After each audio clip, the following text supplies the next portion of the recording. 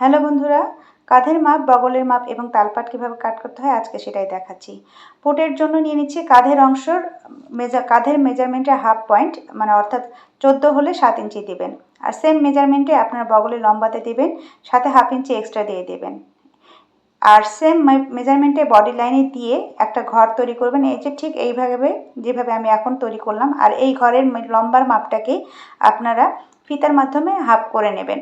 এই যে দেখুন কিভাবে করলাম, এইভাবে হাফ মেজারমেন্ট নিয়ে এখান থেকে এই কর্নার থেকে 1 ইঞ্চি পরিমাণ নিয়ে এই যে হাফ পয়েন্ট করেছিলাম সেই পয়েন্ট থেকে এটাকে রাউন্ডভাবে দাগ দিয়ে দেবেন, অর্থাৎ ক্রস লাইনটা করে দেবেন। আর এই যে বগলের ঘরের জন্য যে পয়েন্ট করেছিলাম সেখান থেকে আরও 1 ইঞ্চি পরিমাণ কাপড় বাদ দিয়ে আর বগলের এই পয়েন্টটাকে, তালপাটের পয়েন্টটাকে কাঁধের অংশের সাথে মিলিয়ে দেব। সেমভাবেই আমরা আবারও এটাকে রাউন্ড করে দাগ দিয়ে নেব, যেভাবে আমরা বগলের জন্য দিয়েছিলাম। অর্থাৎ কোনায় আমরা 1 ইঞ্চি পরিমাণ পয়েন্ট করব, সেখানে আমরা রাউন্ড করে দাগ দিয়ে মিলিয়ে দেব। এটা হচ্ছে তালপাটের অংশ।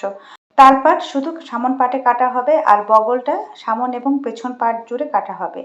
আশা করি আজকের ভিডিওটা ভালো লেগেছে। ভালো লাগলে লাইক, শেয়ার, কমেন্ট করতে ভুলবেন না। ধন্যবাদ।